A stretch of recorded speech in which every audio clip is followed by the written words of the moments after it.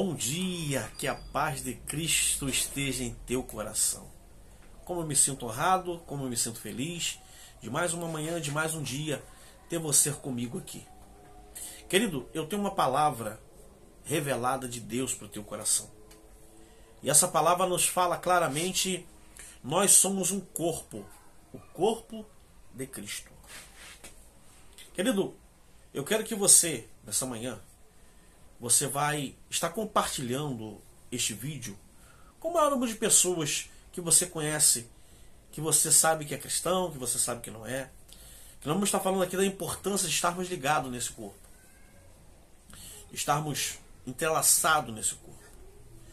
E eu vou falar para você, para todos que vão estar nos ouvindo, que você é um membro nesse corpo a qual precisa ser utilizado, a qual precisa estar nesse corpo para ser utilizado pelo próprio Deus. Baseado nesse tema, querido, nesta revelação de Deus, o Senhor nos trouxe um texto da palavra, que está lá em 1 Coríntios, capítulo de número 12, e verso de número 27, que diz assim: Ora, vós sou o corpo de Cristo, individualmente membro desse, ou seja, desse corpo. Queridos, há muitas pessoas que às vezes conversamos e que elas têm uma mentalidade diferente daquela que o Senhor designou. Ou seja, tem um pensamento que não precisa estar na igreja, que pode ser crente em sua casa ou fazer parte desse corpo mesmo em sua casa. E de uma forma imediata, querido, como o apóstolo Paulo fez aqui à igreja de Coríntios, eu quero trazer uma ilustração para você. É possível um membro de um corpo sobreviver fora do corpo? Por exemplo, se tirar um rins, ou se tirar um coração, ou se tirar qualquer um membro de um corpo e deixar ele fora do corpo por determinado tempo, será que ele vai ter a sua vida útil? Ele vai conseguir sobreviver fora de um corpo? Cientificamente falando, querido, é impossível, não é? Ele depende do corpo para sobreviver. Assim, Paulo está dizendo à igreja, de uma totalidade, nós precisamos estarmos engajados, não é? Entre nós, irmãos. O Salmo de número 133 nos diz que, quão bom e quão suave é que os irmãos vivam em união. Esta união, querido, que é o diferencial, é o que vai nos fazer triunfar. E quando nós entendemos isso, que nós precisamos estar nesse corpo, que nós precisamos estar na igreja, que nós fazemos parte desse corpo, e para que esse corpo tenha um desenvolvimento correto, é necessário que nós estejamos juntos. Olha o que o apóstolo Paulo fala. O apóstolo Paulo, em sua primeira carta aos Coríntios, ele diz o seguinte: invoca os principais figuras da igreja, ou seja, a liderança, aqueles que ensinam, para instruir a igreja na seguinte forma. Ele orienta os principais da igreja para ensinar que não devemos lutar um contra os outros, mas devemos servir uns aos outros. É a mentalidade que nós, como cristãos, servos do Senhor, como igreja do Senhor, precisamos ter. E de que forma isso acontece? É quando nós estamos agregados, entendendo que nós fazemos parte de um corpo e precisamos estar nesse corpo. Somos um corpo como diferentes membros, não é, na verdade? Cada membro trabalha para servir o corpo. Cada membro ele trabalha para servir o corpo. E 3 verdades são destacadas pelo veterano do apóstolo aqui. Primeira verdade destacada aqui, nós encontramos a unidade do corpo lá em Coríntios, 1 Coríntios, capítulo de número 12, verso 12 ao 13, que diz que a igreja é um corpo, ou seja, de Cristo. Só existe, na verdade, querido, uma igreja, um corpo, ou seja, um rebanho ou uma noiva, não uma outra. Não tem como nós estarmos fora se nós nos identificamos como membro deste corpo. Então, nessa manhã, o Senhor quer trazer para mim e para você uma revelação clara da parte dele, que só fazemos parte deste corpo sendo membro dele. E de que forma nós somos membro deste corpo? Quando nós estamos em atividades. Não tem como, querido, estarmos em casa. Temos que estar na igreja. Temos que estar unidos no Senhor Jesus, num só propósito, num só objetivo. Todos aqueles que foram predestinados, chamados e justificados e glorificados fazem parte deste corpo. Querido, eu aprendo aqui o seguinte: todos aqueles que foram predestinados, chamados, você foi chamado? Convicto desse chamado? O seu chamado foi para exercer uma função? O seu chamado não foi para ficar parado? O seu chamado foi para estar na casa do Senhor? Estar em comunhão com os irmãos? Então exerça o seu chamado. Porque o Senhor tem algo grande e extraordinário para a sua vida. Então não se esqueça disso. Primeiro ponto que eu aprendo aqui, não é? A primeira verdade que eu aprendo aqui com o apóstolo Paulo, não é? Instruindo a igreja de Corintos em relação ao seu chamado, em relação a estar ligado, é esse. Ou seja, estarmos na igreja, estarmos com nossos irmãos. Então essa conversa, querido, de que eu não preciso estar na igreja todos os dias, que eu não preciso fazer parte do corpo, que eu faço parte do corpo porque eu já aceitei a Cristo. A identificação, querido, de fazer parte ou de servir a Cristo está ligado entre nós, irmãos. Então, toma essa palavra nessa manhã. E se você não está com essa mentalidade de estar na presença, de estar unido entre irmãos, procure estar.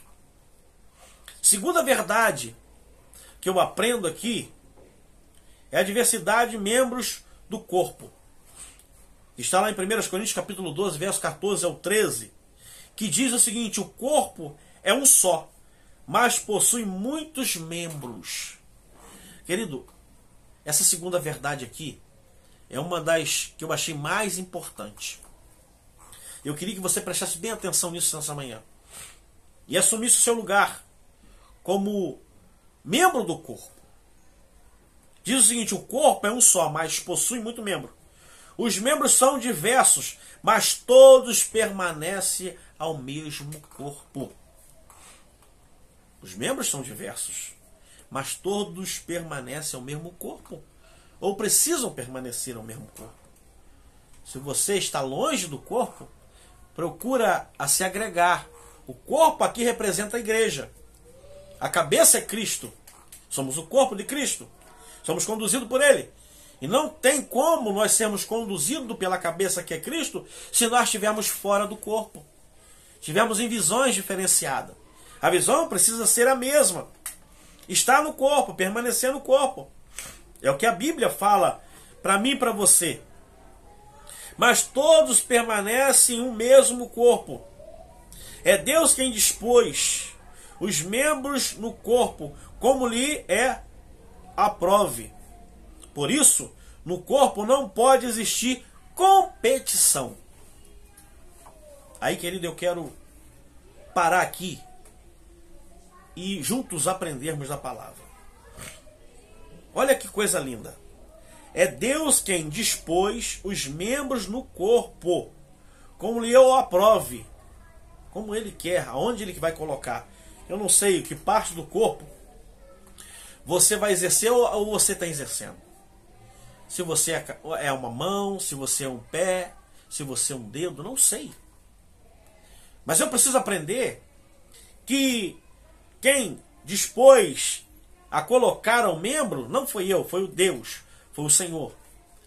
E detalhe, Ele te pôs exatamente no lugar que você vai se destacar, no lugar que você vai frutificar, no lugar que você vai fazer algo acontecer.